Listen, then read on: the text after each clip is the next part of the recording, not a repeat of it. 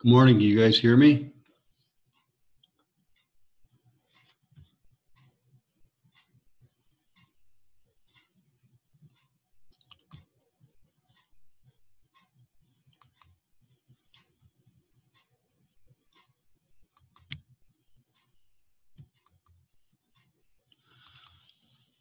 Okay, we got a small group, looks like this morning, so 7 o'clock, so we'll get things rolling. Hopefully some more guys will drop in as we go here, but I want to get started. My name's Larry Lemons. I'm one of the service advisors for Gustav Larson, and we're going to go over the S furnaces this morning. So if you have any questions, you can unmute yourself and ask them, or you can send me a chat here. I'm going to keep this off to the side, so I'll check it periodically. If you have any questions at all, though, give me, stop me and we'll cover them. So with that, we'll get started. All right. Here we go. All right. This is actually the 2019 class. We did this last year. Not a lot has changed. There's some updates that we'll go over, but basically we're going to cover service and setup on the S9 and the a little bit on the S8 furnaces. So if you haven't been with us, or through the last training, a lot changed in the last year with the furnaces. We went to the S series, the S9s for the 90 percenters. We went to the S9X for the single stage and the S9B for the builder's model. One of the differences between the B and the X is there's some warranty differences. And the S9B does not have humidifier terminals on it. The S9X does. And as you can see, there are limited models. Now, the X model is basically a CTM motor. It's an X13 motor. And it does qualify for ECM rebates if there are any rebates or energy credits in the country right now. But the PSC motor is basically gone, and that's a lot of what changed with the furnaces. We have the X's in the upflow and the downflow. The upflow is three-way poise. It's upflow left and right. The downflow is a dedicated downflow. So if you need a downflow, make sure you get that dedicated downflow. The upflow again is left and right, and that's for all the models except for the modulating. We haven't really changed that, but I'll touch on that in just a minute. In the upflow, we have S9V2, which is our variable, and it's upflow horizontal, and it has a variable speed inducer, and then we have one with a non-variable speed inducer. So if you look at this, the S9V with the variable speed inducer, this letter right here, this V, tells me it has a variable speed inducer. That furnace hits some energy ratings, but it also allows you to vent in different pressure zones. So if you're using the two-stage variable with the variable speed inducer, you can put the intake on one side, the exhaust on the other. It gives you that flexibility like we've had in the furnace line, for over the years. We've got them in the downflow and limited models also. When you get to the S9V with the PSC inducer, which is this P in the letter here, that's telling us it's a PSC inducer. That one has to be vented in the same pressure zone, okay? So if you're using the new model, the S9V2 with the PSC inducer, that has to be vented in the same pressure zone. And also, this is your upflow letter right here. This U is for upflow. If you look at the next one, D is for downflow. So that's, make sure when you're looking at these S9V, two-stage C cabinet, B cabinet, this is your 40, 60, 80, 100. This is downflow. And the next one is your AC drive. So this is a 3-ton, this is a 4-ton PSC inducer. And basically the last three are just designators that may change as we change components in the furnaces. So same thing with our S9X2s. The X2 again is an X13 motor. The V is a variable speed ECM. The X2 is a PSC or an X13 motor. Okay. One of the things that I didn't touch on was if I jump back to these single stage furnaces, these are also available for twinning. All the X furnaces are available for twinning, whether it's single stage or two stage. But these also have the capability of two-stage air conditioners. Even our single-stage furnace now with this X13 motor allows you to use a two-stage air conditioner if you want to do that. It's built into the motor. So, and there are ratings for it in the system. So that's just a little bit on the furnace line. We've got the X92 upflow. We've got the X92 downflow with the X13 motor. One thing that didn't change is the modulating furnace. The modulating furnace already met the standards for the new FER requirements for the country. So we didn't change that model. The only thing we did was we changed it from a VA to a VB, just to show that the new number is rated with the FER for the country. So that furnace didn't change. It's still 40 inches tall. Same requirements, everything is the same. We're going to do a separate class on the variable speed coming up here, I think in October. So if you're interested in just learning about the variable speed furnace, we'll be doing that one all by itself. That one's just a little bit different. Let me just check. Let me check my chat here and see if there's anything going on.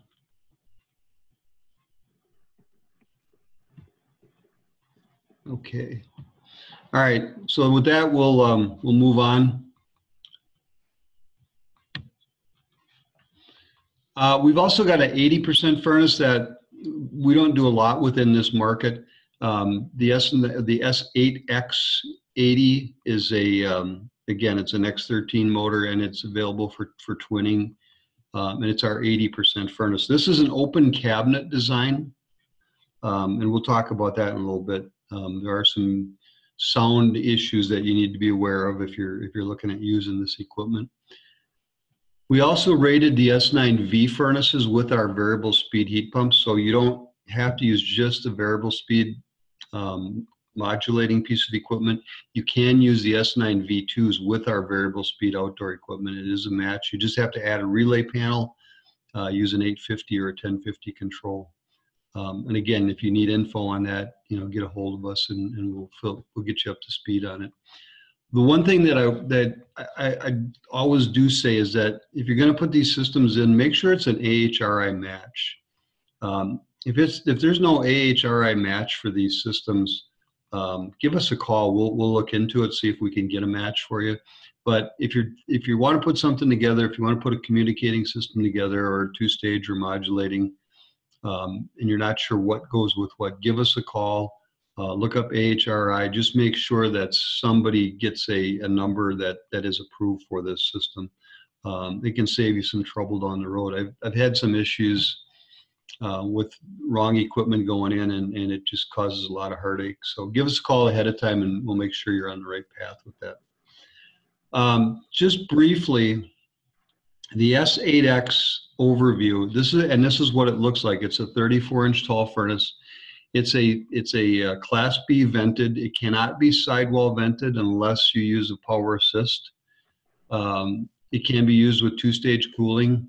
And if you look at it, it's an open cabinet design. So they're a little bit louder than the S9Vs right now. The factory is working on that. There's going to be a burner redesign on these coming out shortly. So just be aware that if you're using an 80%er, don't put it in somebody's living room or somewhere where they're going to hear a lot of the noise. So, other than that, it's a very good furnace. We redesigned it just like we redesigned the S9Vs. It's got a new inducer. It's pretty simple design. It can be four-way vented, multi-poise. So you can go left, right, up, down. It's one unit fits all.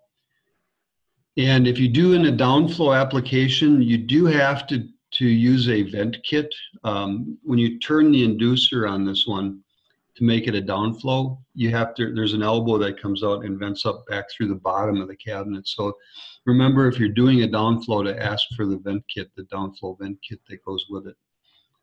It can be vented out through the side of the cabinet or the top. The inducer, again, is multi-poise. So depending on your application, you can vent it in different directions. But again, it has to go into a chimney.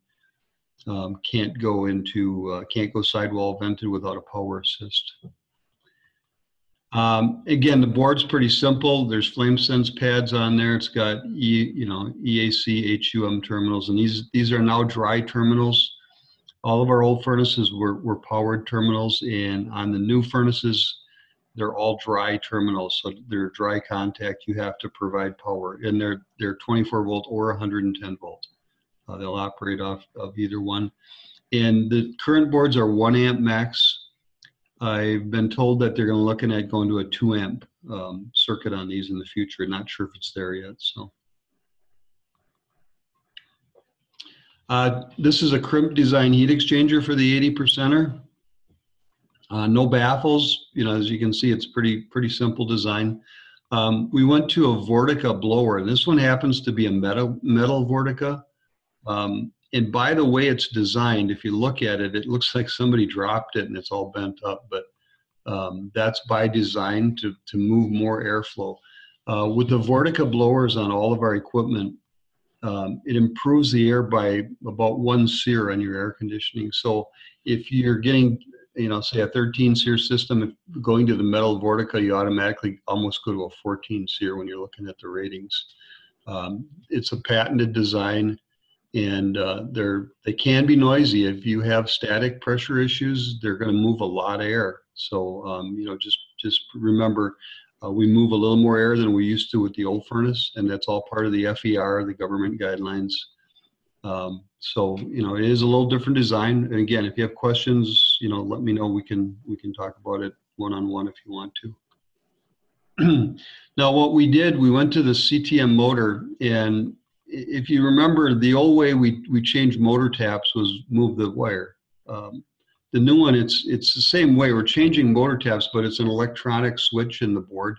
So if you want to use tap 1, you program the board to tap 1. If you want to use tap 6, you program the board to tap 6. And tap 6 actually includes tap 1 and 2. So that gives us basically a 9-speed motor. And you have a lot of room for airflow improvement on these units. And when we get into the 90% X furnaces, I'm going to go over the blower curves. The nice thing is that the blower curves for the 80% and the 90% are fairly close, and they set up almost identical.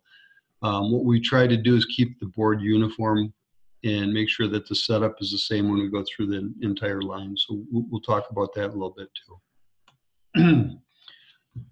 All right, now to the 90%. I'm going to stop on the 80s because, like I said, it's not a big part of our market. And if you have if you have questions, give me a call. I'll get you more information. So on the 90% furnaces, they've been out. I think 2016 is when we first put them in the field. We had some issues with switches. So if you guys run into any nuisance limit trips, you got a 60 or an 80 out there, and it's trip and limit, and it's only at maybe a 30-degree temp rise. We did change some of these units from a 125 to a 155 on this particular one. And I think we went from a 120 to a 140 on this particular one. So if you have that situation out there, give me a call. We'll get these for you. It's an automatic changeover if you order a replacement limit. But that was one issue we ran into the first year or so out. One of the other things that we ran into was condensation in the burner compartment, and I've got some pictures here I want to talk about. But we have a couple ways to deal with condensation, and it's basically on the intake pipe. And what happens is, I'm going to jump ahead a little bit here. What happens is we see something like this, where we get condensation on the intake or in the cabinet of the unit. And this is in the summertime. So what happens is the vent system starts to convect, and the hot air gets drawn in through the intake pipe. It condenses in the intake pipe, hits the cold metal, and it condenses. And that's typically in an air conditioning mode. The air will just automatically start to convect in the vent pipes, and you'll get this kind of situation. If you come in on the side of the furnace, it's a little less of a problem. But if you come in on the top, you can get, something like this. I've seen probably 2 or 3 cases in the last couple of years. It's not a huge issue, but it is out there. So if you do run into this, there are some fixes for it. Number one, I'm going to back up here again, is we have these rain gutters you put on the intake pipe, and we have a 2-inch and we have a 3-inch. And what it does is it catches any of that condensate in the pipe before it hits the furnace, and you put a drain on there, drain it off to the waste, and it takes care of that condensate before it gets inside the furnace. And what happens, what we found is it's typically in a home that's in a negative pressure. We've been able to duplicate this in the factory where they'll pull the room into a negative, and all of a sudden they'll see this thing condense. You put the house back into a positive, and it'll stop condensing. It only happens in basement applications, and it happens in attic applications very, very seldom, but it can happen if you pull the house into a negative. So that's kind of where we see this happening. And again, it's been a very small percentage of homes that we've seen this in. So if you're going to use that, we recommend putting a T or some kind of a drain on the intake pipe. And I think that's getting to be fairly common among the manufacturers. It seems to be an issue. I know Rheem does it. I know Ruud does it. And I think Carrier has one of these too that they offer. But what it does is it takes that water, you drain it off here, you put a loop in here like a trap, and then you run it off to the drain. If it's a horizontal, same thing. You can use these fittings. They work very well. And again, it's just catching the water as it comes into the house. Now there's another option. That fitting, I don't know what they cost. They're about 25 bucks if I remember right. You can drain the condensate towards the outdoor and let that condensate run out of the building, which may not look the best. You're going to have the condensate down fairly low. Or you can put a T in the intake pipe right here, you know, PVC T while you're putting the furnace in. It's a pretty cheap thing to do. T's are $1 or $2 maybe. Put a drain fitting on there and get rid of that condensate before it gets to the furnace also. Or this is probably the better way to do it. If you have the room, if you come in like this and you go into the side of the furnace, very, very little water is going to be able to get in here, very little moisture. It'll run away and drain into this drain trap into the system before it gets into the furnace. So that's another option for you too while you're piping the furnace. So there's some different ways to accomplish this. If you've got them in the field and you're not having problems, I wouldn't worry about them. It's probably not going to be an issue. If you didn't see them this summer with all the humidity we had, you're probably not going to see them. That house is going to be fine. We've seen some winter condensate also. In that case, what it was a fireplace drawn on the house, pulling the house into a negative. I've seen one case of this so far. If that does happen, what we do is we've got fully stainless steel burners that you can put into these systems. And we've got a board, actually have a board that gives you 7 retries instead of 3 retries, which is going to become the normal board for the system anyway.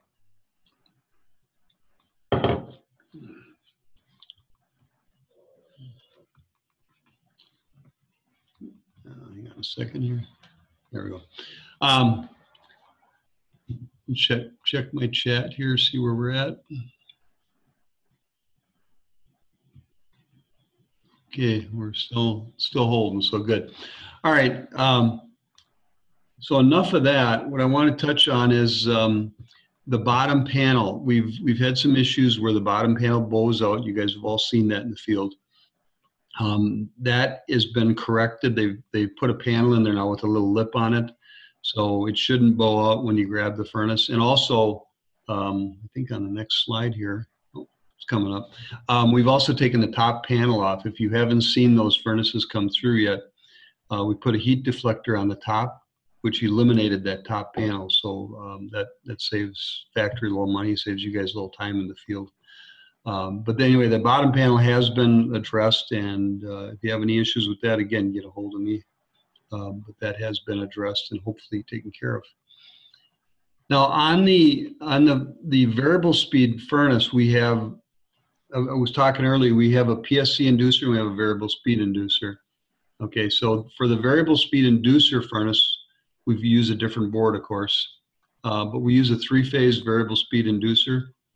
It's the same motor as the modulating furnace. It's a little different inducer body, but it's the same motor. So basically, that's a 3-phase motor. And to test it, you just check white to red, red to white, or red to black, and then white to black, just like a 3-phase motor. You look for equal resistance. It's about 15 ohms. And if that checks out, the motor's good. So on the variable speed equipment, or on the variable speed inducers, we're using a 3-phase motor like we have for quite some time now. Vent lengths on this one, again, up to 200 feet intake, 200 feet exhaust. Depending on the size of the furnace, it's going to be 2-inch or 3-inch. So we'll talk about that a little bit too. But that's the variable speed inducer that we're using on the new S9V furnace with the variable speed inducer. The board looks a little different. We basically, on the variable speed furnaces, we've got two boards. We've got one for the variable speed inducer, and we've got one for the PSC inducer. And again, I've got a parts breakdown. I think you guys should all have that. I gave it to the salespeople and the counter people to hand out. So hopefully you guys have those. If you don't, let me know. I'll get you the part numbers. But they look fairly similar. They both have the BK terminal, which we'll touch on in a little bit. They're both set up by menu. Again, the difference is one's a variable speed, one's a non-variable speed inducer. One of the issues that we've been kind of struggling with are the what we call the flame shapers, or the burner noise. For you guys that have been putting these in on LP, we've had some complaints on burner noise. The S9V2 and the the S8X are the two that we're working on right now. They don't have the flame shapers in them yet. They don't have the fix in them yet, but the S9Xs, all of them do. The S9X, the S9B, the S9X2 all have the flame shaper incorporated, and they are about 10 decibels quieter. So if you're putting something on LP, you probably want to take a look at the S9X at this point until we get this corrected. And basically all we're doing is the original flame shaper is the one on the bottom. The new one is the one on the top. We basically just opened up the holes, and the secondary air noise disappeared, and it took care of the situation. The problem that we're having is we've got to get it UL approved. It's got to be retested since we changed the design of the heat exchanger. So we're still waiting on that, but that's on its way. In the interim, S9X1, S9X2 all have the flame shapers in them already. So again, any questions, get a hold of me and we'll talk about that. All right. We kind of went over the nomenclature, so I'm not going to spend much time on that, but basically they changed it to this format.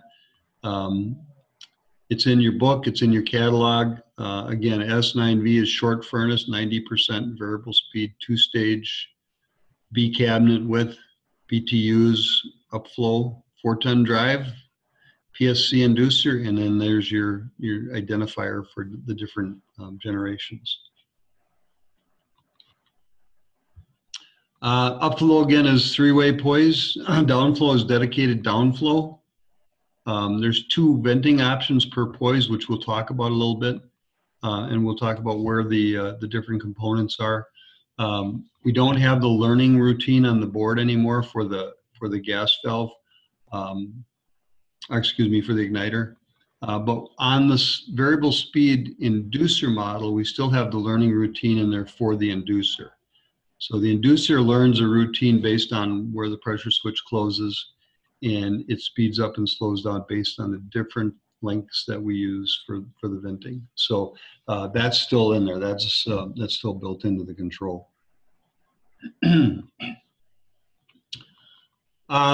Basic practices: make sure the furnace is level, make sure it's on its own circuit. By the way, I've put in here on the bottom, no GFI circuits. These furnaces and our previous furnaces will not run on GFI circuits. The furnace needs a ground reference, and GFI circuits don't like that. So the furnace basically won't run if it's on a GFI. That includes if you're doing temporary power with an extension cord, make sure it's not a GFI extension cord. Never uses construction heater, and I know that happens. Just make sure the things gets cleaned after the fact. So the filters you can put in the return air for upflow, downflow, horizontal, install in the plenum. General venting, again, 80% furnaces are category 1, 90% are category 4. They all need to be individually vented. You cannot vent an 80% sidewall without a power assist kit. And if you're doing any venting on a 90% furnace through an unconditioned space, vents below 32 degrees, make sure you insulate the pipe. You can vent out underneath a deck if you have to get past the end of the deck. Just make sure you insulate the pipe very well.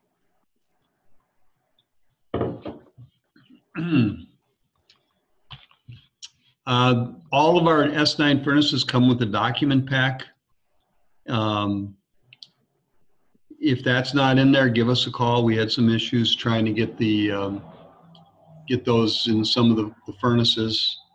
I think we have extras at the branch. So again, if you have any issues, give me a call on that also.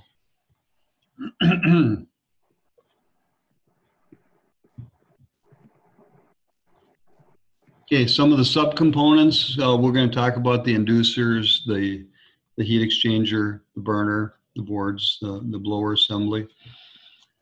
All of our furnaces come shipped flat. If you need to bend that lip up in the field, go ahead and do that. Your coil should sit right on there. If you're using a cased coil, it should fit right on there. One of the things that we did was on the new furnaces, we actually put this little deflector shield in the back here. So that stiffened up the cabinet of the furnace. That's why we took the panel off the top here. If you've gotten any of those, you should have gotten those in the system by now.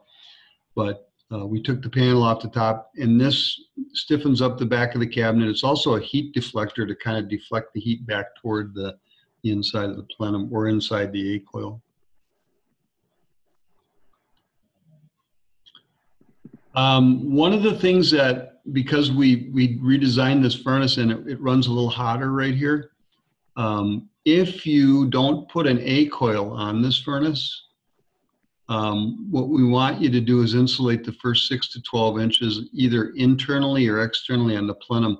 And it's not a fire hazard. It's not a problem with anything like that. What it is the plenum can get up to about 160 degrees at that particular point in the back here. And you know, if someone walks by and touches it, they could burn their fingers. So if you're not putting an A-coil on here, we're asking you to insulate the bottom of the plenum about the first 6 inches or so, 6 to 12 inches.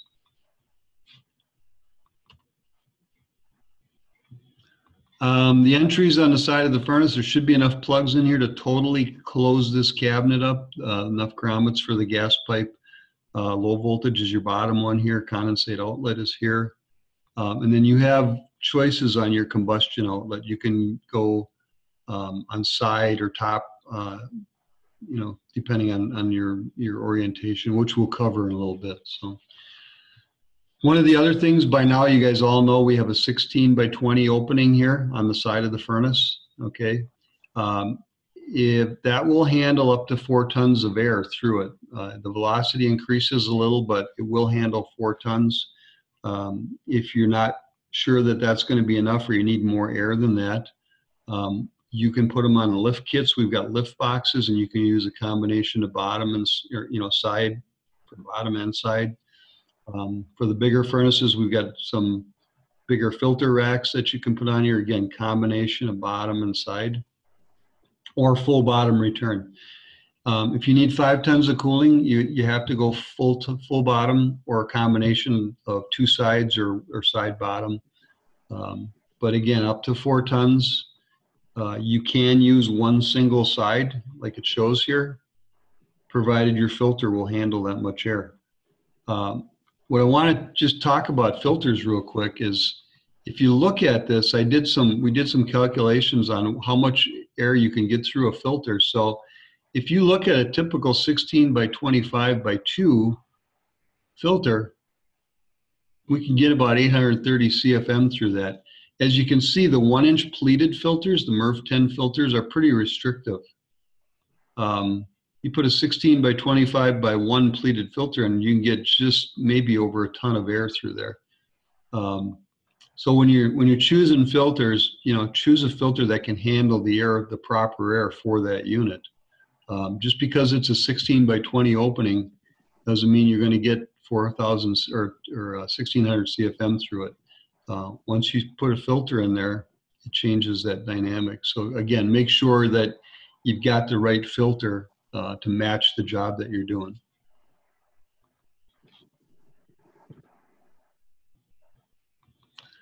All right, on the furnace, we've got the burner assembly. And by the way, this is interchangeable. You can take this bend fitting off of here, and you can take the gas out this side, or you can leave this bend fitting on here and take the gas out this side.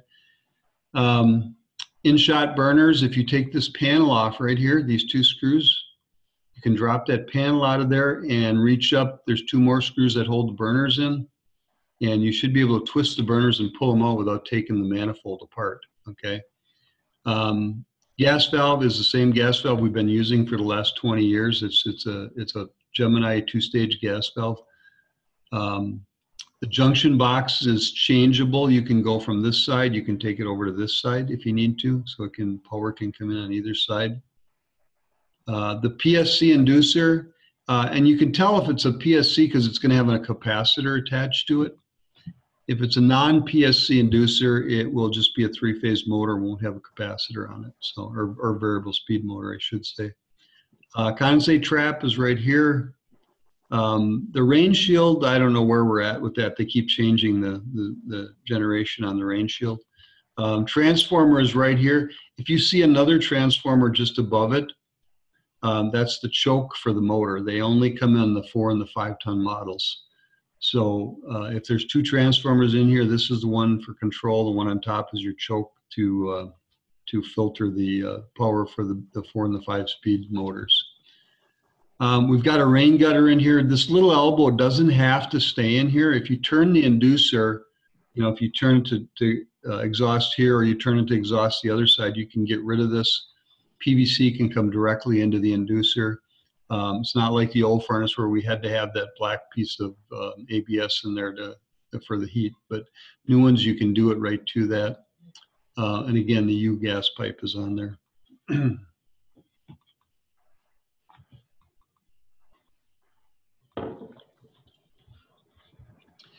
Silicon nitride igniter is on this side. If you take this panel out of here, there's one screw, the igniter comes right out. Same here on this side, there's one screw and the sensor comes right out. We did go to a straight sensor. The old ones were a 90-degree bend. The new ones are just straight sensors. And they're IG, and the igniter is IGN 00152. That's the same igniter we're using on the legacy product, the older furnaces. So that covers probably 90% of the furnaces that are going to be out there for the Trane and American Standard. Another thing we've done is we've color coded the switches. So the orange wires go to the orange switch, brown wires go to the brown switch, and the purple wires go to the purple switch. If you look at these switches, we've got a stage 1 and a stage 2 pressure switch. That's to monitor the inducer for firing purposes.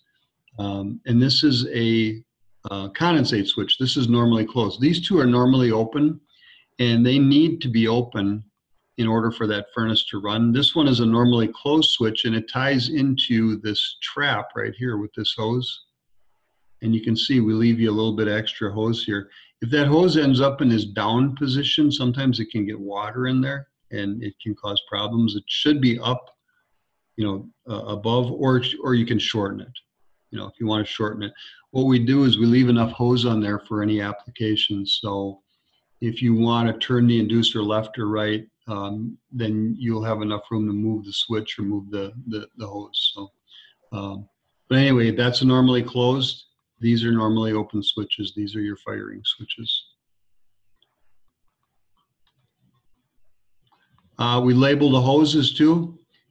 This hose goes to the bottom of the trap, and the one from the bottom of the inducer goes to the top of the trap. Now, this might look like it's actually going uphill, but it's pretty much level. And this is so that any water can drain away from this. Let me check here. Here we go. Okay. So anyway, that's so any water can drain away. If these two hoses get reversed, what's going to happen is this inducer actually has a negative pressure right here. So if you put it on the bottom tap and you put this on the top tap, the trap's going to fill up to here. And then the inducer is actually going to start pulling water back into it, and it'll start to gurgle and make noise. So if you've got an inducer that's got water in it, it's making noises, check this first. The hose has probably got switched somehow. When you do a conversion, it's easy to put a hose in the wrong place. So. Again, the gas entry, when you convert these to LP, what you do is you take these 4 screws out of here, the whole manifold drops out. And at that point, you can do your conversion, change the orifices, change the spring. Now, currently, I'm going to go to the next screen here. Oh, coming up. Currently, oh, here it is. Yeah. Currently, when we convert these to LP, we have, let me back up. We have one spring on the gas valve, and that goes on the high side. There's going to be a new kit coming out. We're going to start putting springs on the low side and the high side. But currently on all of our models, we're just doing the high side spring, and then of course changing the orifices. They come with 45s from the factory, and we go to 56s when we go to LP. The LP orifices are usually painted black, and they should be a number 46 orifice. So if you want to verify that, you know, that's the orifice on there. You back up here a little bit again. So that's an LP conversion. I'll come up to the kits here in a minute. I think that's a different slide.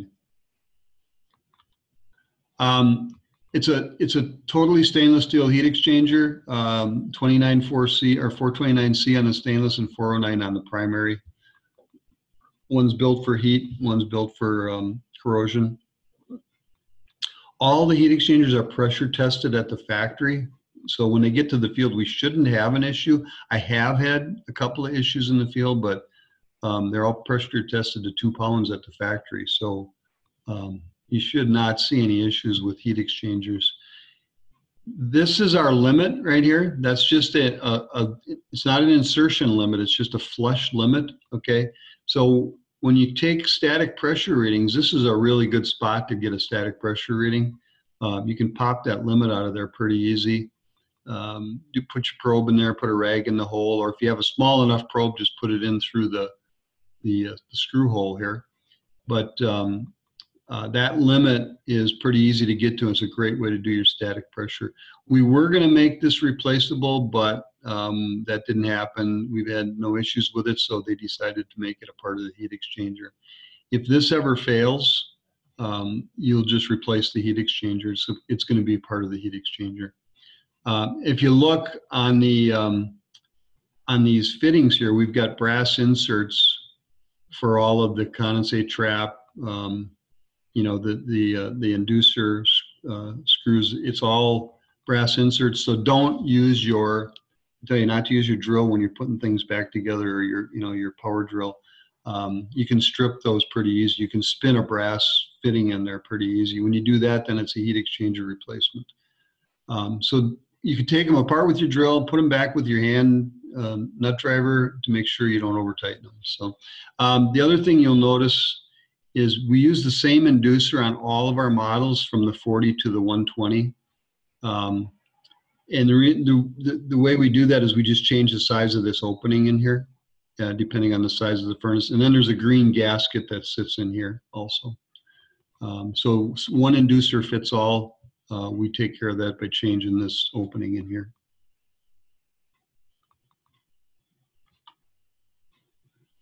This is a kit 7611. When you do a gas pressure test on these, what you have to do is, if you look at these towers right here, there's your manifold pressure and there's your inlet pressure. There's a 3/32 Allen screw in there, and what you do is you open that up one turn, and then you put your fitting over the top of that tower. And that's what this adapter kit is for. It comes in the LP kit. If you need them, there's the part number on them also. LP kits, the S9 furnace, and as a matter of fact, the S8 furnaces all take the Bay LP kit SS400. This comes with 7 stainless steel burners.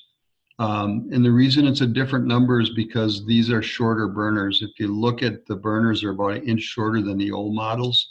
But it is the same spring, it's the same orifices, it's the same everything. So on our old system, we had this Bay LP Kit 210, and we went to a 210B. That comes with just the spring and the orifices, and this comes with the stainless steel burner. So you can buy one of these kits, and if you got 3 leftover burners, you can buy one of the other kits here, this kit, and that comes with just the spring and the orifices, and you know, make 2 kits out of one. So if you want to do that, that works out pretty good. Otherwise, that's the kit for every LP kit for the S9 and S8 furnaces. On the control board, we've got a 7-segment display, and we've got some menu and option buttons. So we went away from dip switches. This is your menu. So you hit menu, and the different options will come up. And then when you get to the option you want, if you hit the option button,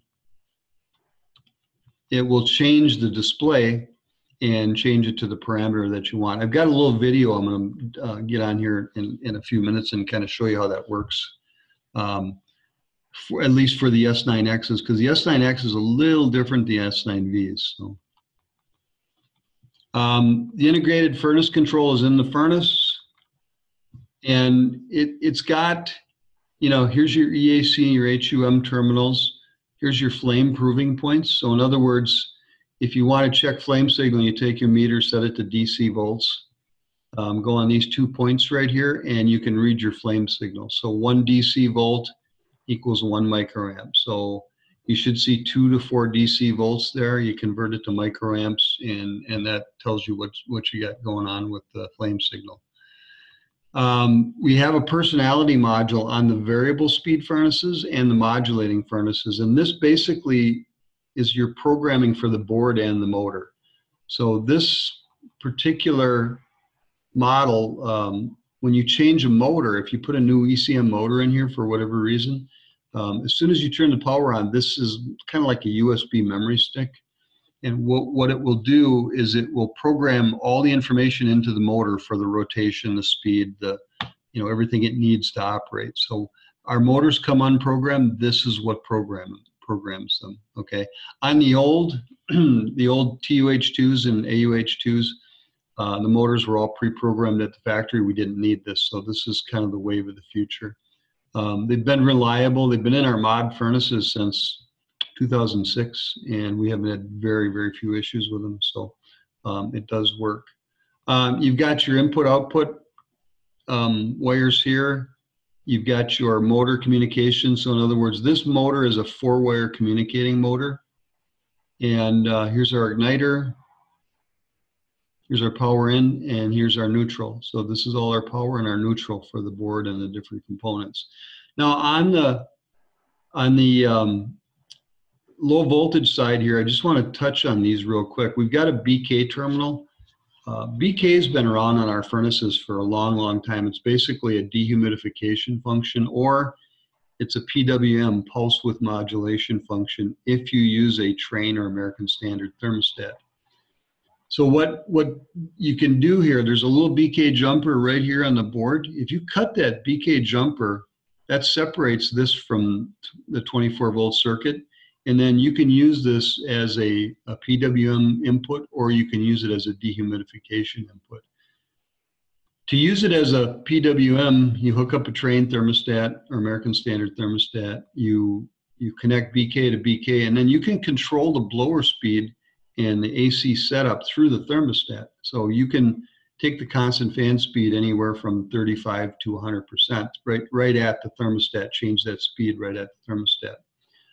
You can set up dehumidification where the thermostat sees you have high humidity in the summertime, and it will slow the blower down to 70% accordingly. So there's some real comfort features involved with using that BK terminal. If you choose to use it with a non-Trane thermostat, what you do is you cut the BK jumper, and then you can run this through a humidistat even if you want to, or you can run it through the dehumidistat function on a Honeywell control. If you give it 24 volts, it speeds to 100% on a cooling call. If you take the 24 volts away, it drops back to 70% fan speed. So it's basically a humidity and comfort function. So now we have W1 and W2. W1, of course, is stage 1 heating. If you give it a W1 signal, it will stay in first stage heating forever, okay? If you give it a W2 call, it will go to second stage cooling in about 30 seconds, okay? If you give it a W1 and a W2 call at the same time, in other words, you put a single stage thermostat and you jump it out, what it does is it will automatically start a timing sequence on the board. If it sees a signal in W1 and W2 at the same time, it begins that timing sequence. When you do give it a W1 and a W2 call, it's going to say HE2. It's going to say heating stage 2. And it's not necessarily that it's in second stage, but it's telling you that the thermostat's calling for second stage, okay? So, kind of be aware of that one. When you give it a W1 call by itself, it's going to go HE1. As soon as it sees the W2 call, it's going to go HE2. Whether it's there or not, it's just looking at what the thermostat input is. Okay, so of course, red is 24 volt hot. G is for fan speed, which is going to be 50% of whatever the cooling speed is set for, okay? B/C is common. That's our common wire. And then we've got a Y1 and a Y2. This thermostat or this unit comes defaulted to single stage cooling. So if you give it a Y1 and a Y2 call, it's not going to go to second stage until you tell the board it's actually a 2-stage piece of equipment, okay? So Y1 is going to maintain Y1 no matter what, and Y2 is going to be Y2 if you tell it it's a 2-stage unit. Now we have this little jumper, and on the furnaces, it's actually a yellow jumper, but there's a Y1 to O jumper on here. That's your heat pump configuration jumper. And what that does is if Y1 and O see power at the same time, it knows it's a cooling call. So it's going to display CL1, cooling call 1. If I take this jumper out of here and we don't see power on O with the power on Y, that means it's a heating call. So it's going to go HP1, heat pump 1. Okay. So this basically just tells the board whether it's a heat pump or a cooling unit. So that's what that's on there for. Let's see, any questions? Oops.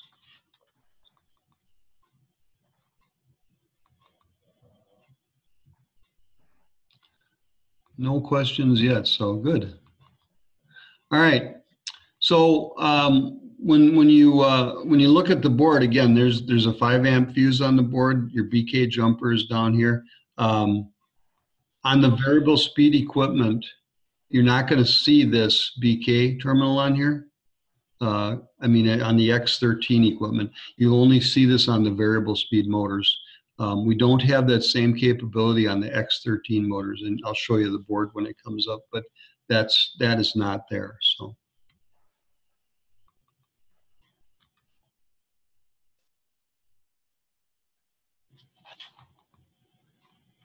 Okay, let's see here. There you go. All right, field wiring. This is the diagrams we've been using for a lot of years. Pretty straightforward. You know, it gives you the options and tells you how to wire them. There are some new wiring schematics coming on. I'm going to touch on those when we get to them. We're changing the way we do things a little bit. Instead of having 25 different wiring schematics on a unit, we're going to try to eliminate that to 5 or 6 different schematics that kind of make more sense. So, but otherwise, it's pretty straightforward. You know how to wire the units, and the notes are right here. So, one of the things we're going to take a little break here shortly, but I want to throw a video on. But one of the things that if you walk away from this and you get this fieldtechhelp.com, that is a free website. It's Trane American Standard.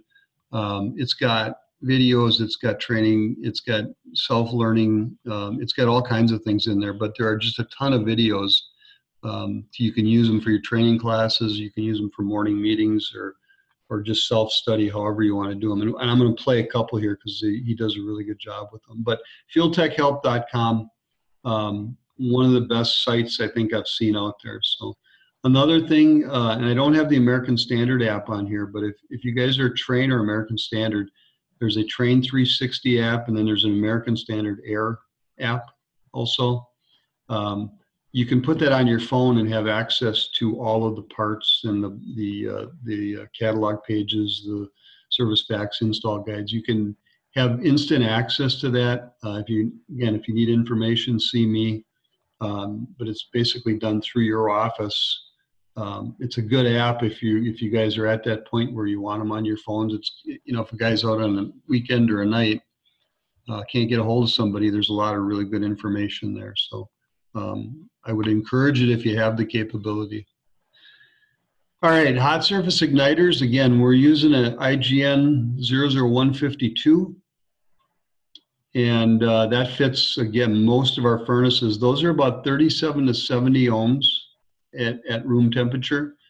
And it's a good igniter. Now, the old igniter, which was the, it's not on here, it's the 145, is actually the old 80 volt igniter. And that's 11 to 17 ohms. We do have some kits in the field right now. For the old equipment, we did away with that 80 volt igniter.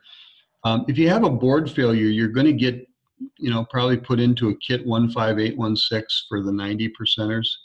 And what that will give you is it'll give you the new board and it'll give you the new igniter, and everything will be up to 120 volt igniters at that point.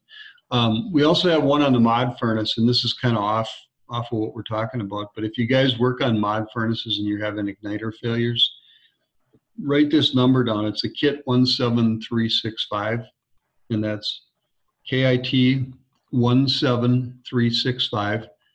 That converts the 80 volt mod furnace to the 110 volt mod furnace, and that will eliminate your igniter problems. And if you need more info on that, let me know. We can talk about that too. Oh, here they are. Yeah, the 146 is gone. It's the 145. So if you guys are working on our equipment and you've got a 145 and a 152 on your truck, you got everything covered. That's every igniter we've put in furnaces for the last 25 years. So makes life simple. Little bit on flame signal. It's a kind of a quick refresher here, but the way the system works is, we send a 60 volt, roughly a 60 volt signal to the flame sensor. So if you guys are checking these and you're having flame sensor issues, there should be 40, 50, 60 volts here on this to ground, okay? If you got 8 or 9 volts to ground, you may have a board problem or something wrong with your wire. But basically what we do, we send 50 to 60 volts to the sensor. We run the furnace through its sequence. When the flame comes on, the current passes through the flame to the face of the burner and completes the circuit, and that's where we measure our microamps. And again, this is a short microamp class, but you should see 2 to 4 microamps. Now, things that can cause you problems, of course, are not having the 60 volts here. A rusty burner face, you can't pass electricity through a rusty surface, so you got to have a clean burner, okay? You got to have a good ground to the furnace. If the gas pressure is not set right, if the gas pressure is too high and you're lifting the flame off the burner, you could lose your gap. You could get an air gap and lose your signal through that. So gas pressure is a big issue. And again, having a good looking sensor, a clean sensor, if it looks like this, it's time to replace it. This is an LP application. And LP's hard on equipment, but if the flame sensor isn't clean, make sure that you clean it up or replace it if it looks something like this. Now, on the LP models, on that Bay LP Kit 400, we also send a flame sensor along with that. Right now it's a brown porcelain. They put a brown porcelain to make sure that you knew that it was an LP flame sensor. So what they've done is they've converted all of the production as of, I think, this last spring to LP flame sensors, and they quit painting them, so they're not brown anymore. It costs extra to put the brown on there. So what we've done is we've put that sensor in all of our furnaces going forward. Now, how do you know if it's an LP or if it's a natural? The old naturals were not magnetic, okay? The new ones, these LP sensors are magnetic. So if you don't know what you have in there, just put a magnet to it. If it doesn't stick, it's the old style. If it sticks, it's the new style. They're both going to come through as white sensors, so they're going to look identical. They got a different part number. Nope, take that back. They didn't change the part number either. The only way you can really tell on the new furnace is if it's magnetic, it's the new one. If it's not, it's the old one. So.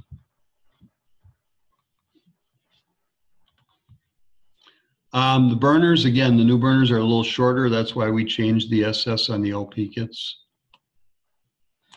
The two-stage motors, it's, again, this one has a capacitor, so you have a high speed and a low speed. They're a little bit different. The high speed winding is going to be 54 ohms, and the low speed first stage winding is 103 ohms. Whereas the inducer for the variable speed inducer is going to be a three-phase motor. So that's the difference. They look almost identical. Remember, the capacitor is the single stage, or the PSC motor, and non-capacitor is the variable speed.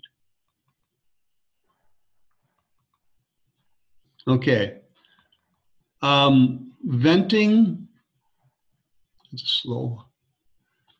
Venting on the furnaces, if you look at all of our furnaces, the single stage, the builder's model, the two-stage X furnaces, the variable speed, the modulating, everything that we have right now can go to 200 feet in venting. That's 200 feet on the intake and 200 on the exhaust. If you look at the table here, I can use 2-inch pipe on a 60 up to 200 feet. On an 80, I can go up to 100 feet. On 100, I can go to 50 feet, okay? But if I go to 3-inch, I can go to 200 feet on everything, okay? If anybody does anything with altitude, you know, 2,000 to 5,400 feet, we do have some D rates on altitude. So if you start to get up, you know, above 5,000 feet, that changes to 100 foot, you know, it changes the rating. We don't have a high altitude kit. We do just, you know, we do have some restrictions on the venting when you get into those high altitude applications. So again, 200 feet, that's 200 in, 200 out, total of 400 feet of vent pipe.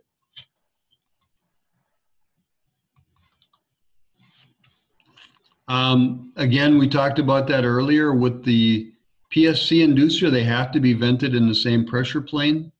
With the variable speed inducer, we can invent them in different pressure planes. They don't have to be on the same side of the house.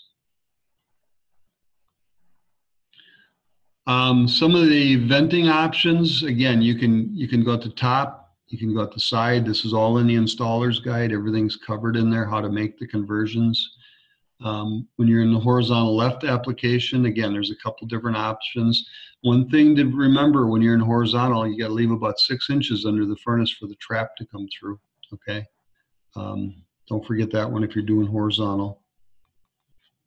Horizontal right, again, there's a little more restrictive on the right. That's changed in the new book too. I think they added a couple of different options for that.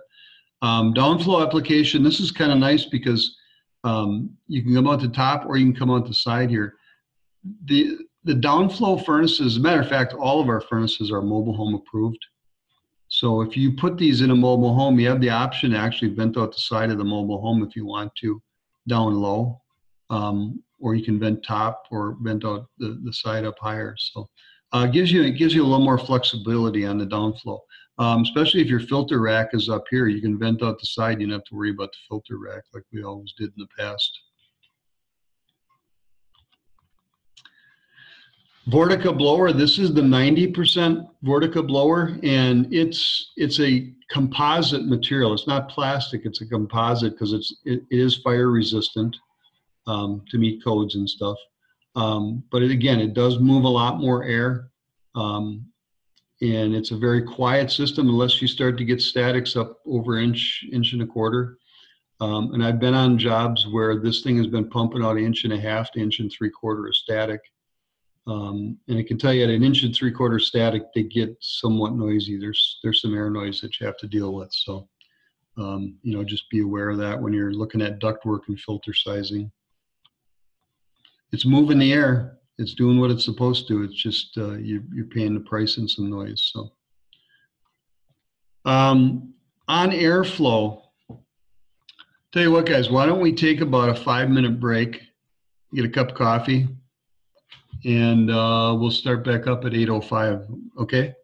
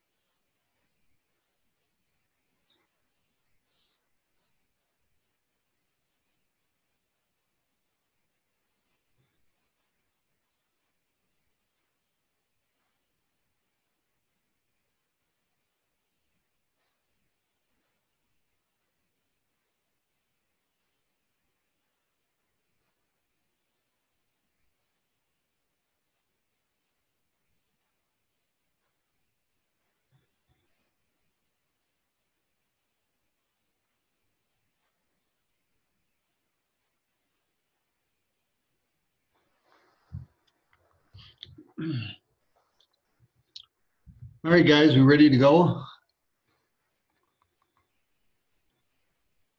Okay. I'll take that as a yes. All right, so we're going to talk a little bit about airflow.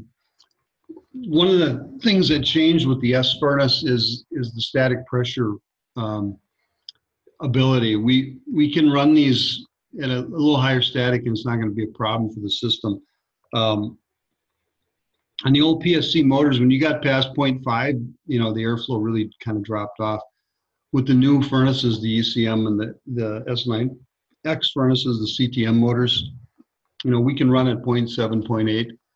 And that's kind of real world because, you know, 0.5, pretty tough to get through these days. If you look at an A coil, they're usually about a 0.3 drop. Filters are anywhere from 0.1 to 0.2 drops. You can use all your static up between your filter and your A coil. So it's a little more real world. Now, when we ask for a static pressure reading, what we're looking for is between the A coil and the heat exchanger for your supply static, and between the filter and the blower for your return static. So that's your total external that the blower is looking at. That's what we're looking for. If you go on this side or this side, that's okay, but that's only going to give you your ductwork static. It's not going to give you a true external static for that system. So when you get those numbers, add them together, and that's your total external static. Now, in this case, if I saw 0.65 supply, 0.45 return, you know, you got some static pressure issues that's a little higher than we want to see. Ideally, 0.25 on the supply and 0.25 on the return would be where you want to be. So this tells us we have definitely a supply duct system issue somewhere down the line. Now, when you're looking at these furnaces, when you set them up, you're going to see different things. So there's an idle. If the display is going IDL, that means it's in idle position. Okay. HE1 heating first stage, HE2 second stage. There's cooling first and second stage. If it's a heat pump, you can set up heat pump first and second stage, constant fan. And then DFT is defrost. Yeah, demand for outdoor defrost. There's a lot of things in the setup here. Like I said, I've got a video that it will do a better job than I can do with it. But you know, you can look at if it's saying idle and then it's going HE1 airflow 800. That means it's in heating first stage, airflow 800 CFM. 080 is 800 CFM. If there's any errors, it will tell you. If there's any faults in the system, you can retrieve those. Your cooling off delays, again, we'll get into that stuff in a little bit, but there's a ton of different setup here. You can set up your constant fan, your CFM per ton, your heating CFM per ton. If it's a heat pump, you have the option to set them differently if you want to. And again, there's your control release version, off delays, tonnage, constant fan, constant or CFM per ton, heating off delays, interstage delay, gas heating. Now, what I want to point out on these interstage delay, if you jump W1 and W2, you can choose 600 seconds, which is 10 minutes, 0 minutes. You know, there's 5, there's 15 minutes. And your gas heating CFM, there's 4 choices for each unit, okay? So you can have 1,000, 600, 1,400, 1,800. This all can be changed on the fly while the system is running, which is kind of nice, okay? And we've also got all the error codes. If you look, there's internal error codes, there's retries exceeded, there's pressure switch faults. I mean, we've got a ton of error codes that we didn't have before to really point you in the right direction. If you get down into the variable speed equipment and it's an E17 or an E18, then we're looking at either a board or a motor, and it usually points you in the right direction, you know, board communication or blower communication. So with that, I'm gonna jump into this setup. So I've got to, hang on here.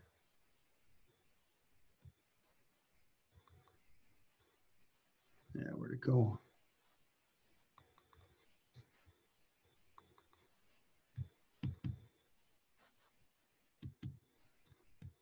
All right, I'm gonna have to jump back because this is not working this morning.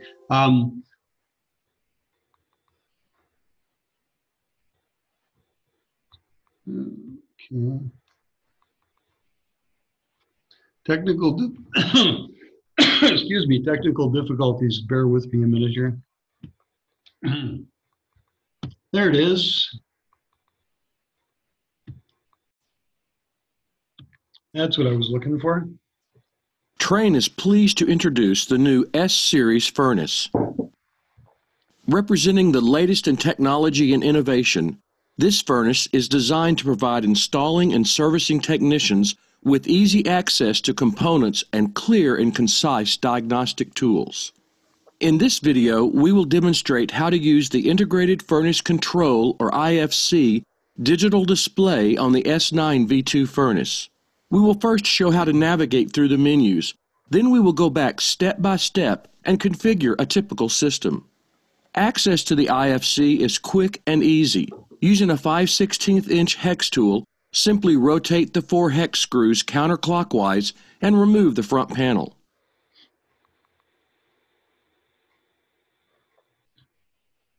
When you locate the LED display, you will notice 2 buttons below the LED readout, a menu button and an option button. Pressing the menu button cycles through the top-level menus. The first 4 top-level menu items are informational, and the remaining top-level menu items allow you to see and set the S9 V2's configurable parameters. To view values stored in the menu items, navigate to an item by pressing Menu and then press Option. Pressing Option repeatedly will cycle through the value or values stored in that menu.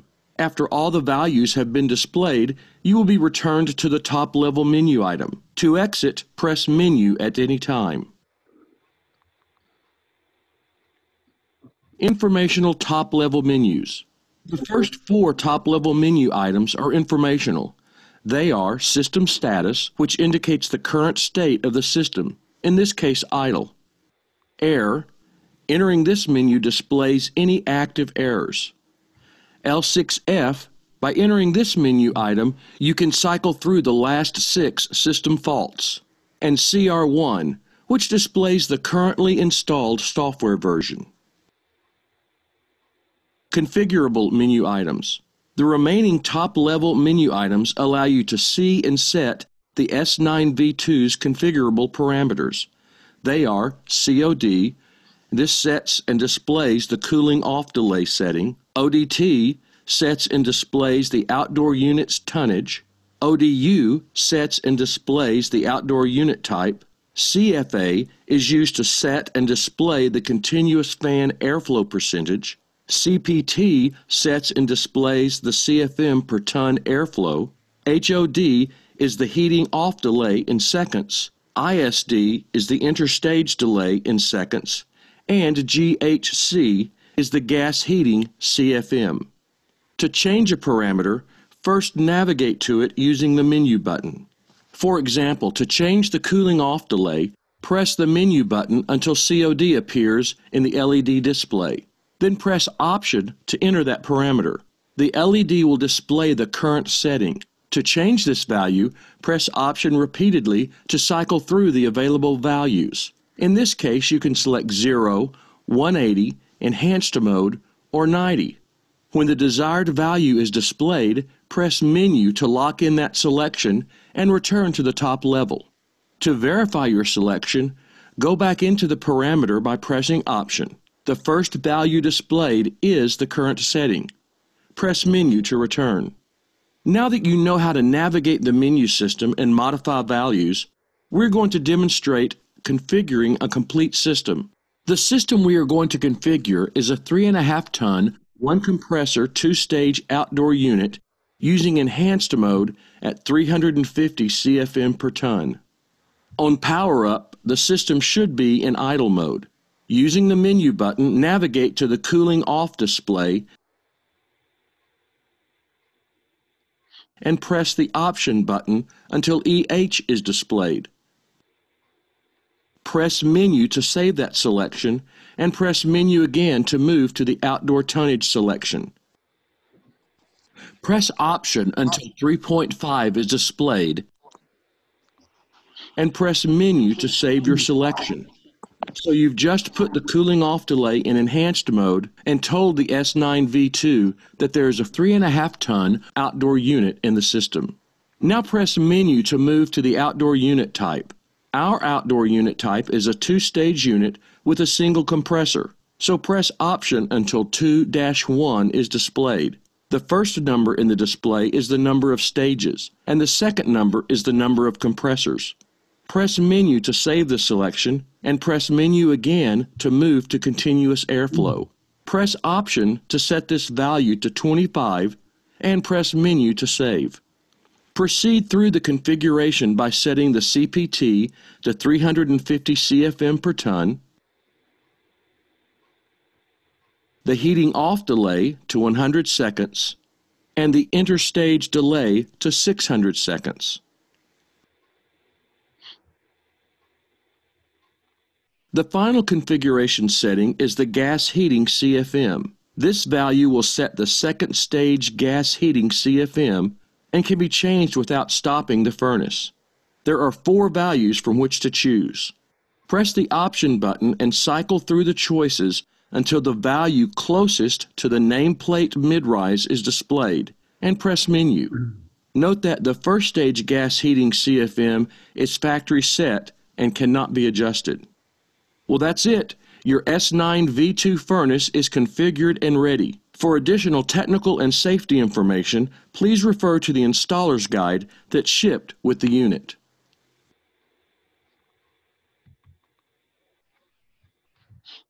All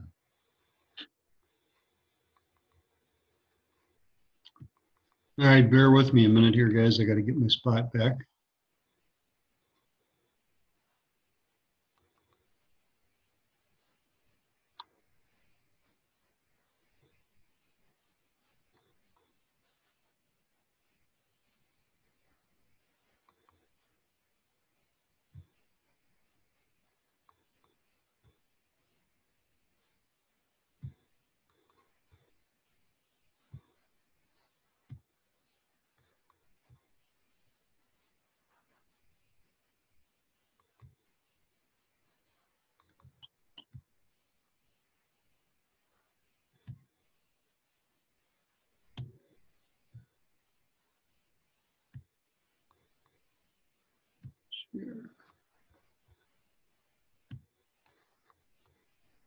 All right, everybody see this now?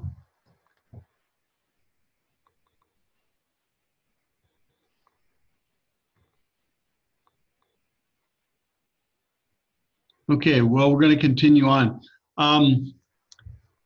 We talked about blower curves. If you look at the blower curves on these in heating on a variable speed system, what happens with the blower curve is as the static pressure rises, the airflow pretty much stays the same. But if you look at the power consumption, it goes up along with it. So if you're running at a 0.7 static on this first stage heating, target airflow is 814. It's going to maintain 814, but at a 0.7, it's 228, and it goes to 270. You can see that as the static pressure rises, so does the power consumption for that unit, okay?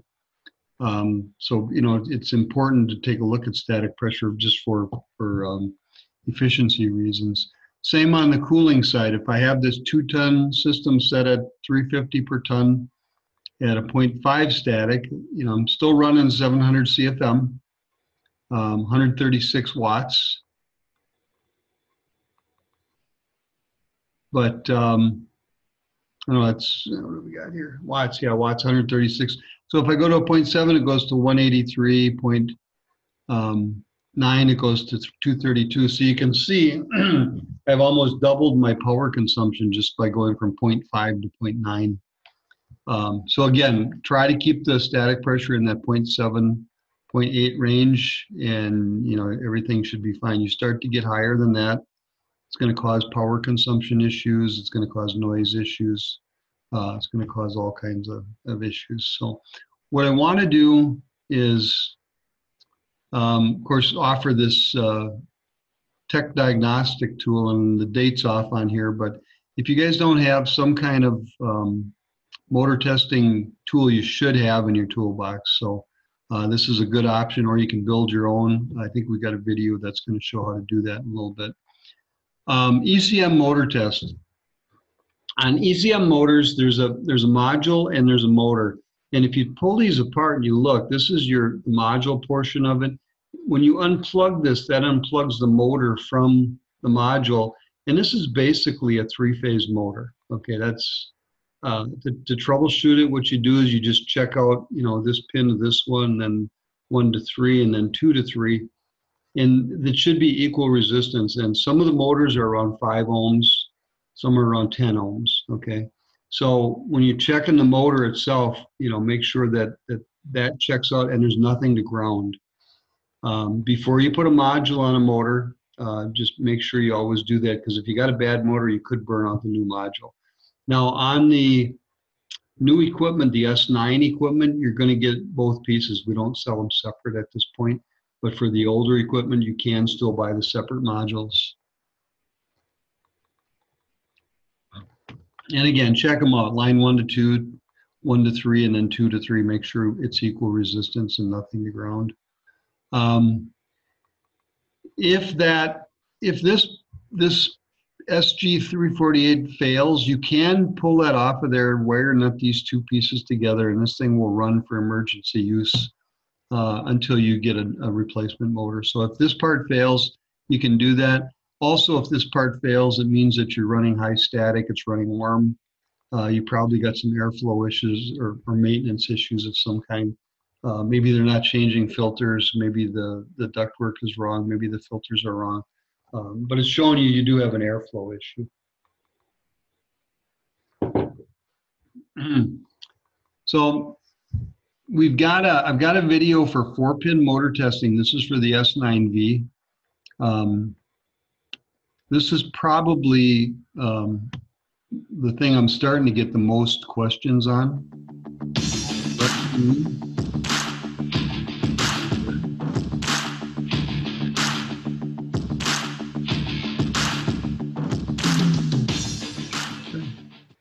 The 4-wire serial port motor uses a digital communication between the air handler airflow control board or furnace IFC to tell the motor what speed and what CFM we need.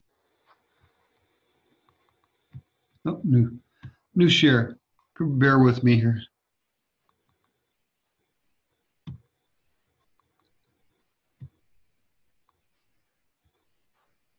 To deliver. There, can you see that? When we get into the diagnostics of the motor must always have 120 volts on a furnace or 240 volts on an air handler. The next step in diagnostics is to apply 24 volts to the back of the motor. So the very back 2 pins of the motor is going to be common and red for 24 volts hot, and when the motor has power and receives that 24 volt input, it's going to run at about 75% capacity. The motor does communicate with the control board, but you can see right now the furnace isn't idle, but as soon as I disconnect my communication from the motor and the board, I'm going to get an E17 for an alert. And that tells me I have a blower communication error, in which case I'm going to be looking at my connections. Here it's obvious I disconnected it. It may be a loose connector within the pin, or it may be a broken wire between the motor and the control board. Once I reconnect, it'll recognize the motor communication and go back to the normal idle mode. And this is true of the 7-segment on the air handler and also the IFC on the furnace. Now the connector that I showed in the example can be ordered, and that is publication 34-3454-01. And this harness can be ordered through ComfortSite and DealerNet under the Marketing Center, then order marketing materials.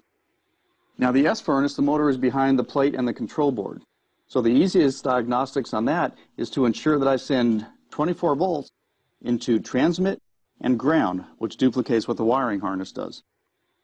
But here I can simply apply to the harness, so ground will go on the ground terminal for for common, and I'll put 24 volts on the transmit, and my motor is going to run at 75% airflow. If my motor runs with a go-no-go test, I need to continue with the troubleshooting process. If the motor does not energize when it has high voltage applied and 24 volts applied, and I follow the power cycle sequence for at least 60 seconds off, then I know that my motor has failed and I need to order a new motor module. If the motor did run, I'm going to start checking voltages from my control board. The black wire is going to be my ground on this S furnace, so I always want to reference my ground for all test points. And then the bottom connector here is going to be my 12 volt source. So from my meter, I see I have approximately 12.4 volts DC. Now this DC reading is going to vary whether it's a furnace or an air handler because we run a different power supply within the control board. So look for a source voltage someplace between 12 and 14 volts DC, all depending on the unit. And if I see that, I know that I have source voltage that's going to be able to push the communications to my motor. If I do not have the 12 volt source voltage, I know that my control board is at fault and I need to replace the control board. The next element I'm going to check is my transmit to ground. Now this is the individual packets that the motor is sending. So transmit on my control board is going to move to receive on my motor. And I can see my TX here is pulsating about once a second. And it's going to run between 0.7 to 1 volt DC from what I can read on the meter. If I'm looking at an air handler control board, I'm going to see the pulse to be much more rapid. And I will see several packets being transferred every second. So the frequency of the pulse is not important, but the fact that we are seeing pulses and voltages confirms that the control board is sending data to the motor. If I have 12 volt source, but I do not see any voltage on my transmit, then I'm going to condemn the board. If I do see pulses on my transmit, I'm going to go to my RX, which is the other white wire just below my ground. And here I can see my RX is very similar to my source voltage, and it is tied to the same power supply. So if I see that my RX does not change in voltage, I know that my motor is not sending any information back to my control board. But here I can see my voltage drop. And that drop of voltage is going to be at about the same pace that I see my transmit. And it confirms that my motor is sending data back to my control board. But for field diagnostics, I'm going to confirm the motor has high voltage. I'm going to apply 24 volts to the motor, and the motor should start up and run. If the motor does run, I will continue the diagnostics to make sure I have 12 volt source DC voltage on the control board. If I do not have 12 volt source, I'm going to replace the control board. If I do have 12 volt source, I'm going to focus on the TX for transmit to make sure the board's sending voltage packets to the motor. If I see the pulsation, I'm going to move to the RX circuit, and I'm going to look for a slight drop in voltage from what I have from the source. Now, if I'm seeing a transmit pulse, but I'm seeing no receive pulse, then I know that I either have a broken wiring harness or my motor has failed. I'm going to remove the wiring harness at both ends, ohm out each one of the individual wires, make sure my pin connectors on each one of the wires is going to be tightly seated within the Molex plug, and if my wiring harness is good, then I know that my issue is with the motor itself, and I will be replacing the motor. For further information on variable speed motor diagnostics, please visit our e-learning course, and in the course catalog, just type in variable speed motors and get an in-depth course on the variance between ECM motors, whether it's constant torque or variable speed, and also why motors fail. Thank you. All right.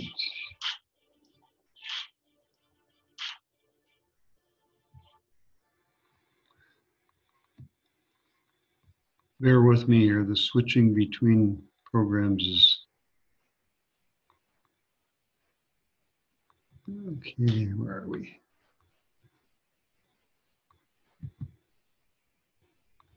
Here we go.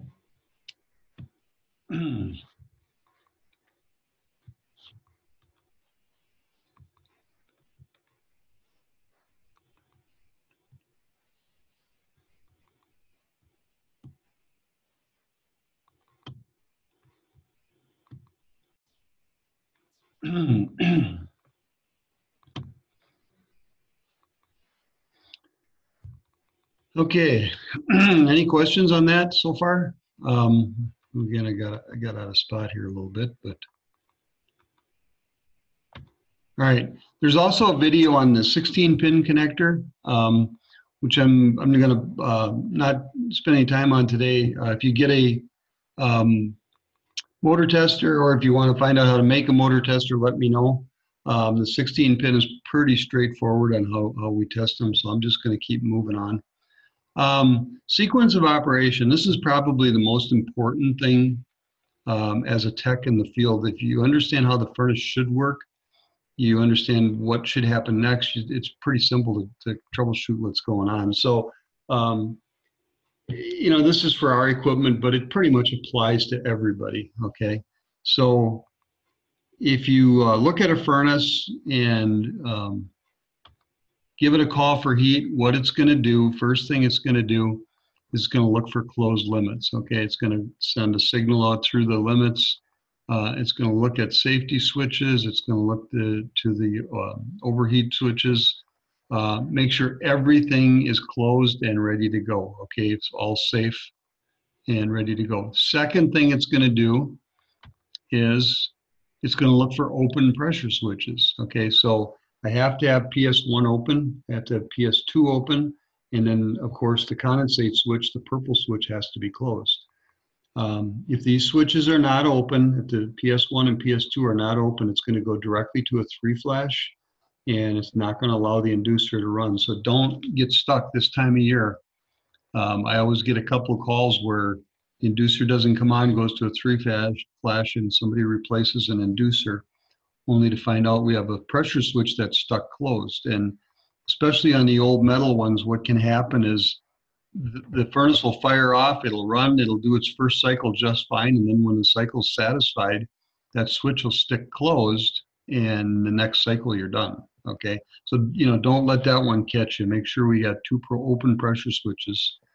If we do, then what's going to happen is the inducer will come on, okay? Once the inducer comes on, we close these pressure switches, okay? Igniter should come on. Now on our system, it's a 17-second warm-up, which, you know, brings to my point of make sure you put the right igniter in. If you're going to replace an igniter, make sure you've got the right proper timing. I know there's a 17, I know there's a 45-second, I'm not sure, there might be a 30-second igniter, but make sure that if you put an igniter in there, you have the proper voltage and you have the proper timing on it. If you put generic boards and equipment out there, just make sure you know what the timing sequence is on the igniters. So it's an important issue. Anyway, igniter should come on after 17 seconds. We're going to energize the gas valve. Gas valve will open, and the igniter will, or the flame will start, provided we sense flame and the flame started. Within 30 seconds on these units, the main blower should start to run. Okay, that's a completed first stage cycle to get the system running. Okay, so next thing you want to do is give it a W2 signal. So what that's going to do is it's going to send the inducer to the higher speed. It's going to go out and close the PS2 pressure switch. And if everything works fine, it will send power to the gas valve, and it will put the unit in high stage heating, and it will turn the blower on to high speed and the inducer on to high speed. The inducer's already on high speed. So what happens if I don't close that pressure switch?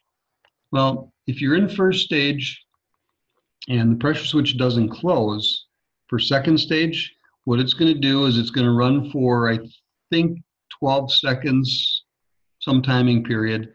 If it doesn't close the pressure switch, it's going to drop back to first stage, run there for 10 minutes, okay?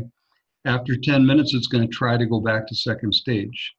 If it can't do it the second time, it's going to drop back to first stage and run there for 10 minutes and try again. 10 minutes later, it will try to go back to second stage. If it can't do it the third time, it's going to throw a code and tell you that the PS2 switch didn't close, and it's going to drop back to first stage and continue to finish the call in first stage. So just remember, we do have that built in. You got snow around vent pipes or ice in vent pipes or something, it will give you the opportunity for that system to try to correct itself. Of course, if the vent's plugged off completely, nothing's going to run. But we do have that built-in fail-safe for second stage if needed. So after we satisfy our call, we take the call away for heating, and the blower will run for 100 seconds. After 100 seconds, the blower will shut off, and the call is complete. So that's your typical sequence of operation. If anything is out of sequence, there's something wrong in there. You should never have an igniter come on without an inducer running. If that's the case, you've got a board problem. You know, it should not be out of sequence. We don't want the gas valve to click with the igniter on with no inducer.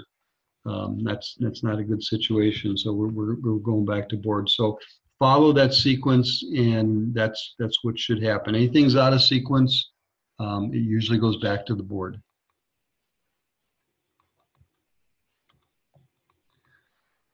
All right, we covered most of the stuff on the S9V. So the S9X is just a little different. I mean, the cabinet's the same, the blowers are the same, the inducer, the PSC inducer is the same, the venting's the same. You know, that is all identical, the Vortica blower cabinet.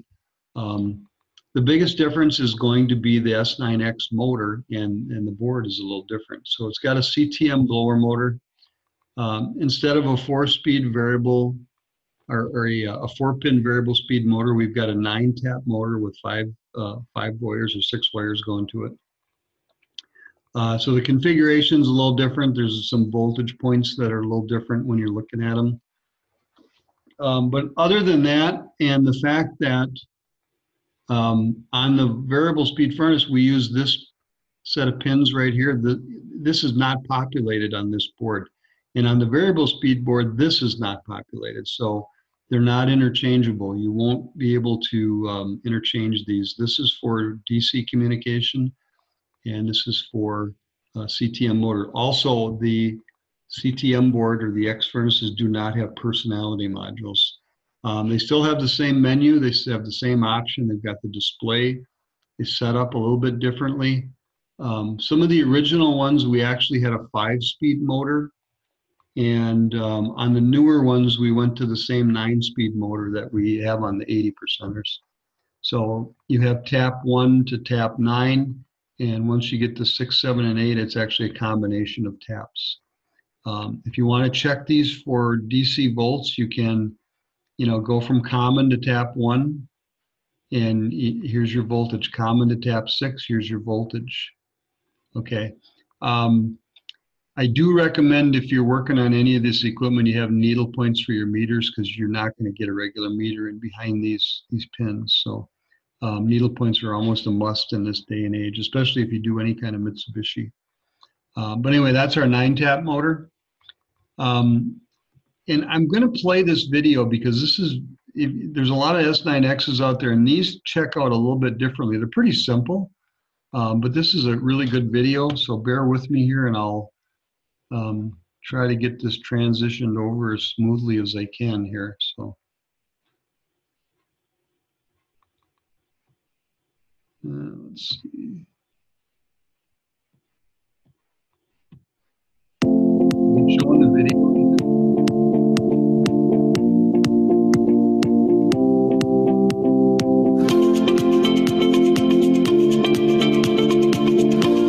This video is going to evaluate the troubleshooting process on that 9-tap motor used on the X series, the S8 and S9 X series constant torque motor furnaces.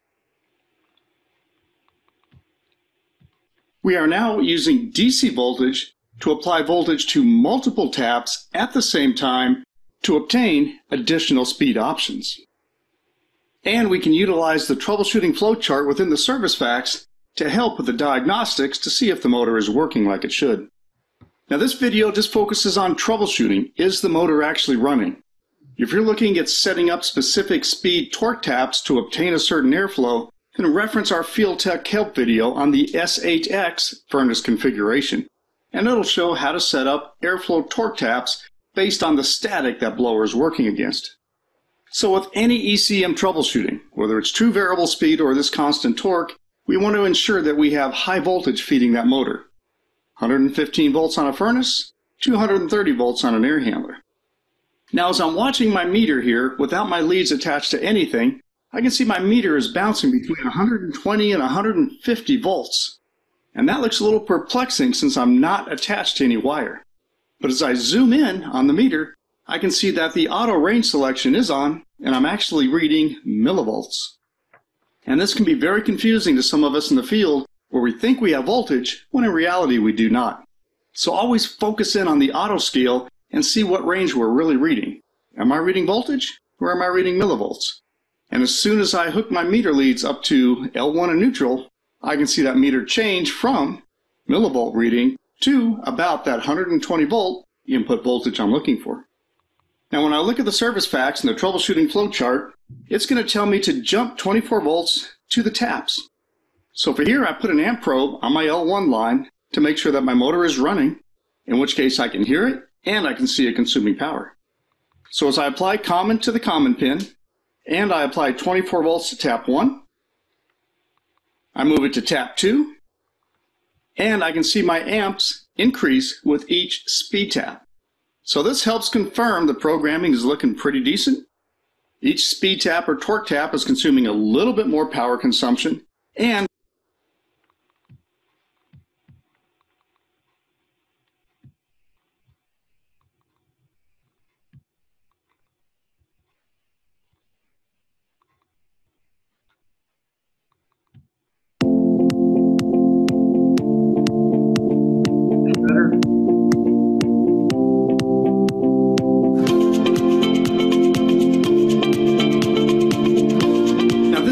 is going to evaluate the troubleshooting process on that 9-tap motor used on the X series, the S8 and S9 X series constant torque motor furnaces. We are now using DC voltage to apply voltage to multiple taps at the same time to obtain additional speed options. And we can utilize the troubleshooting flow chart within the service facts to help with the diagnostics to see if the motor is working like it should. Now this video just focuses on troubleshooting. Is the motor actually running? If you're looking at setting up specific speed torque taps to obtain a certain airflow, then reference our Field Tech Help video on the S8X furnace configuration. And it'll show how to set up airflow torque taps based on the static that blower is working against. So with any ECM troubleshooting, whether it's true variable speed or this constant torque, we want to ensure that we have high voltage feeding that motor. 115 volts on a furnace, 230 volts on an air handler. Now as I'm watching my meter here, without my leads attached to anything, I can see my meter is bouncing between 120 and 150 volts. And that looks a little perplexing since I'm not attached to any wire. But as I zoom in on the meter, I can see that the auto range selection is on, and I'm actually reading millivolts. And this can be very confusing to some of us in the field where we think we have voltage when in reality we do not. So always focus in on the auto scale and see what range we're really reading. Am I reading voltage or am I reading millivolts? And as soon as I hook my meter leads up to L1 and neutral, I can see that meter change from millivolt reading to about that 120 volt input voltage I'm looking for. Now when I look at the service facts and the troubleshooting flow chart, it's going to tell me to jump 24 volts to the taps. So for here I put an amp probe on my L1 line to make sure that my motor is running, in which case I can hear it and I can see it consuming power. So as I apply common to the common pin, and I apply 24 volts to tap 1, I move it to tap 2, and I can see my amps increase with each speed tap. So this helps confirm the programming is looking pretty decent. Each speed tap or torque tap is consuming a little bit more power consumption, and I know and can hear the blower is running on each one of those torque taps. So from a motor perspective, this go, no-go test with 24 volts on each pin, I can see that taps 1, 2, 3, 4, and 5 are allowing the motor to run. So now I know that my motor is electrically and mechanically sound on all speed taps.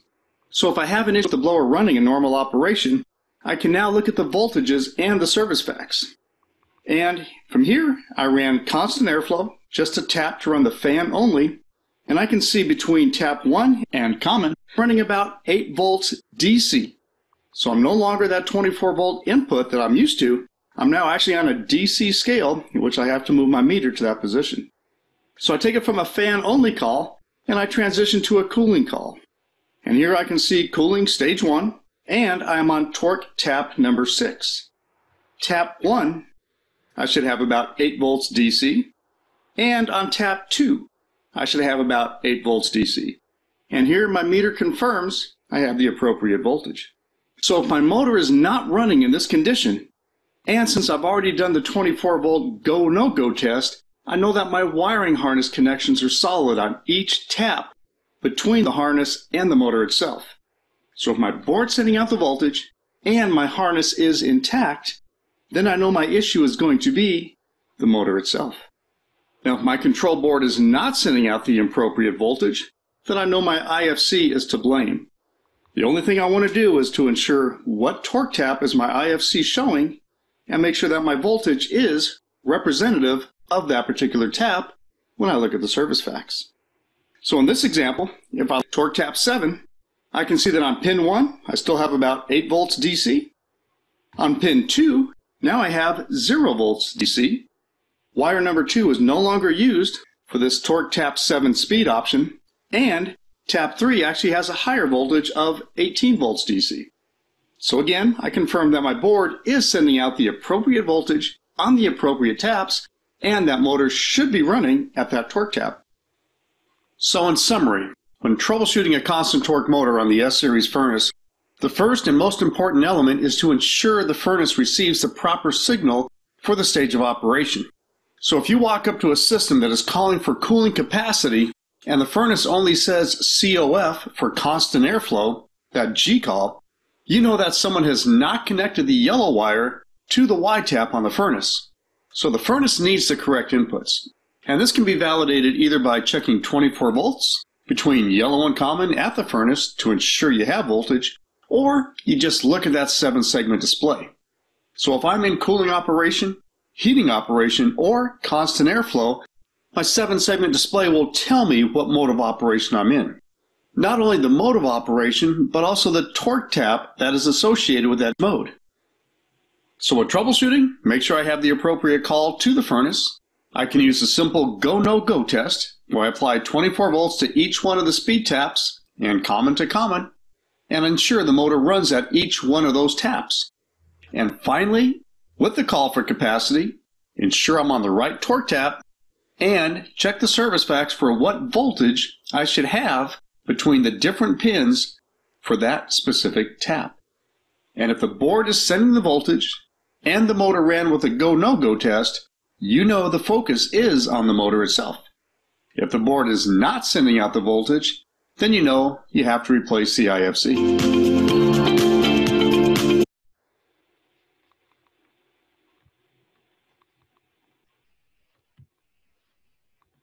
Trane.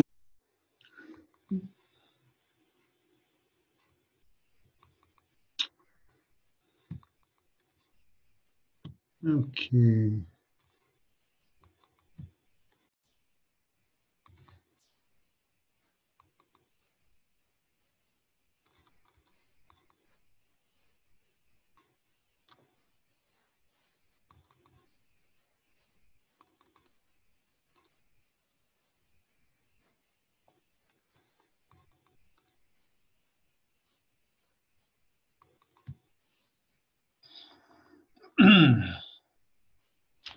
Okay, so the last few things I want to cover here, some of the codes. If you look at the S9X furnace, we have a few less codes, but the first 12 codes are all the same. One of the things you'll notice, we have an open fuse. The board still will give you information even if the fuse is blown. I talked about earlier some of our wiring schematics, and this is kind of how we've been doing things for a long time. This is some of the new format that we're looking at doing. So if you look at the way this is set up, here's a W1 red, green, common. If it's a two-stage, you add Y2, okay? If it's a heat pump, you wire the heat pump. If it's a heat pump, you add O, otherwise you don't add these 3 wires on here. So trying to simplify it, keep it easier in the field. So you're gonna see more of this kind of stuff. As we go down the road, you'll see schematics that kind of look like this. There's a control matrix I'm not going to go into. If anybody needs parts for these, let me know. We have a new wireless sensor. Well, actually, it's been out about a year now, the 930, which can connect to any of our Nexia controls, our 824, our 850, or our 1050. You can use it for remote sensing, for averaging, and for whatever. So that's about it, guys. If you have any questions, text me or email me, and we'll get back to you. And yeah, I see from Nick, no video. Hopefully that I missed that. The second part of that should have been a little easier to see. So technology doesn't always work in my favor. So if you guys got any questions, give me a holler. Otherwise, thanks for spending some time this morning.